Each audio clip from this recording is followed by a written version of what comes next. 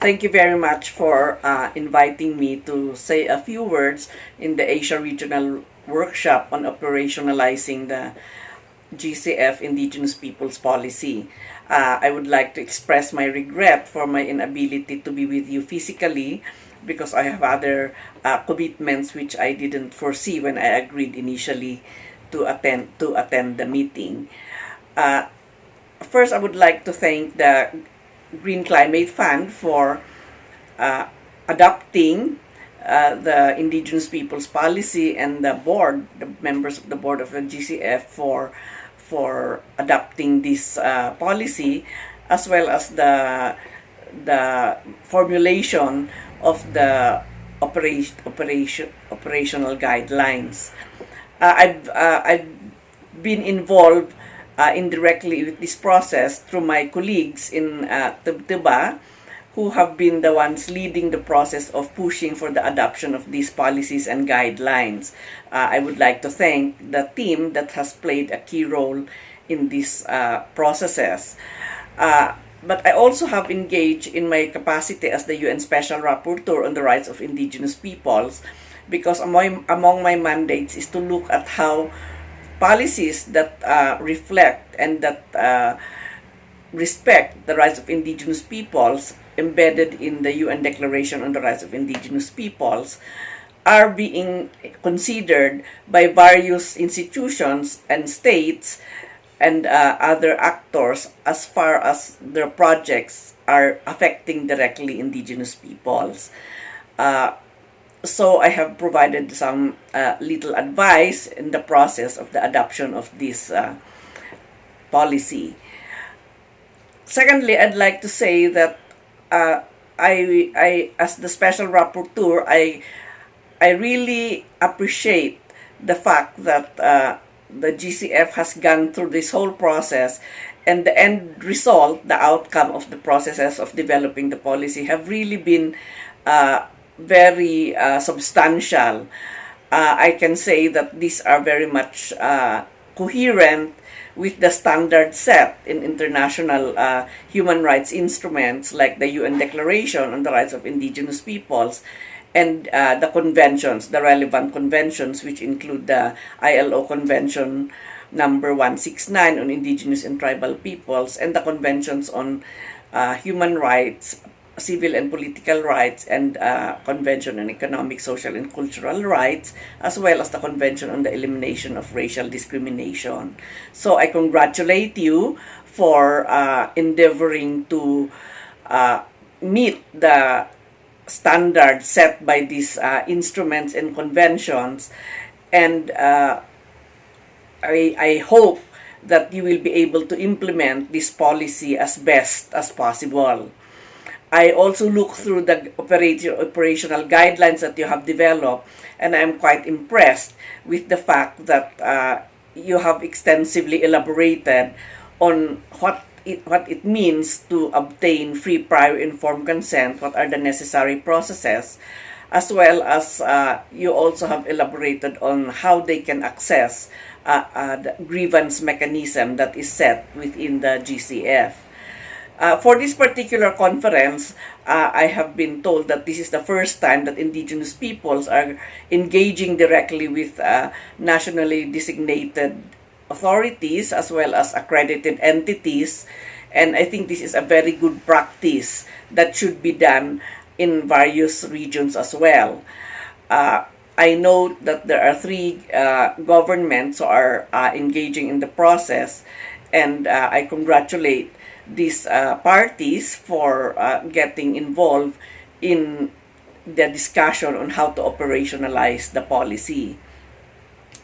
I think it's very important that all the relevant actors, the indigenous peoples, the accredited entities, the nationally designated authority, as well as the Secretariat of the Green Climate Fund are all in one place to talk about this, because whatever will come out of this will be something that will take into account all the concerns and considerations of the different actors. So in this process, I hope that nationally designated authorities will be able to understand better why the Indigenous Peoples Policy and the guidelines are very crucial in achieving success for the projects that are going to be funded by the Green Climate Fund. I know that there is a lot of other concerns that you are facing, especially the fiduciary responsibilities of the government, but I would dare say that you should also be equally concerned about what the impacts, both good and bad, of these projects are on specific sectors of society, in this particular case on indigenous peoples. As you may all know, for a long time, since there has always indigenous peoples have always been faced with a lot of problems insofar as them being consulted by the states when projects are being developed and implemented in their territories. So the actions that you are taken, the decisions that you have taken, will definitely address this long-standing situation of indigenous peoples not being consulted nor involved in designing projects that will have impacts on their lives for better or for worse. Therefore, such participation and enhancement of the understanding and knowledge of the nationally designated authorities, as well as the accredited entities, on who indigenous peoples are, what are their concerns in relation to projects that are addressing problems of climate change, and knowing about the rights that indigenous peoples have in general, but in particular in relation to such projects. I think that it's important to also have the secretariat, because at the end of the day, it's the secretariat who will carry the biggest burden of ensuring that the policy is going to be implemented. And of course, I can foresee that there will be some tensions between the secretariat and the nationally designated authority as well as accredited entities, because the secretariat is the one carrying that burden of ensuring that the policy will be implemented. So I would like to see that these kinds of issues will be surfaced in the discussion that you're going to undertake. So all of the relevant actors will really see the situation that each of the actors are faced with. Of course, indigenous peoples who are present will be able to share more extensively what the risks are, but also what could be the benefits of them agreeing to projects on climate change mitigation and adaptation that will not just have an effect on them, but also will have an effect on the dominant society and the world as a whole. We are all faced with this serious crisis of climate change, and what it needs is all of us working together to address climate change mitigation and to enhance capacities to adapt to the adverse impacts of climate change. If we are not going to work together and we are not going to be mindful of the concerns of all the different actors, then we can even further enhance the dangers of potential conflicts and tensions because of all these misunderstandings. I again would like to reiterate that I find the Green Climate Fund Indigenous Peoples Policies and Guidelines of very high standard. I definitely would like to see this implemented. I can foresee that there will be some big challenges along the way, but these challenges will be addressed for as long as there is good faith and openness on the side of all the different players to meet these challenges in a collective manner. I think that the situation calls for a proper implementation of this policy. It also calls for more dialogues and exchanges and active engagements between all the different players. and I think that if such kinds of processes are put in place, we will see a better result, and the goals of the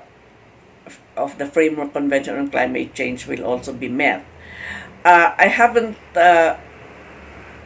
seen the participation of maybe investors or corporations in this meeting, but I certainly would like to see a process where there will also be active dialogues between potential investors and corporations that will be engaged in these processes of addressing climate change. I know there is a private sector process within the Green Climate Fund, and I would like to also see that there will be a process of exchange between the indigenous peoples, the government, the secretariat, and the private sector. I think that those are the things that I basically would like to share with you. I cannot go into a lot of the details, but I would like to just commit that in my capacity as the Special Rapporteur, I will also be looking at both the good practices and the extent to which this policy is being implemented. And I recommend strongly to my successor to also do the same thing. As you may have heard, the Human Rights Council just passed a resolution last month which calls on the Special Rapporteur to actively engage with relevant processes, international processes that have direct impacts on indigenous peoples. So in your whole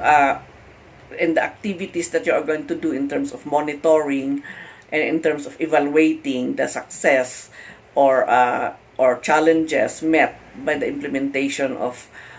projects funded by the Green Climate Fund, the mandate of the Special Rapporteur on the Rights of Indigenous Peoples will also try its best to engage and to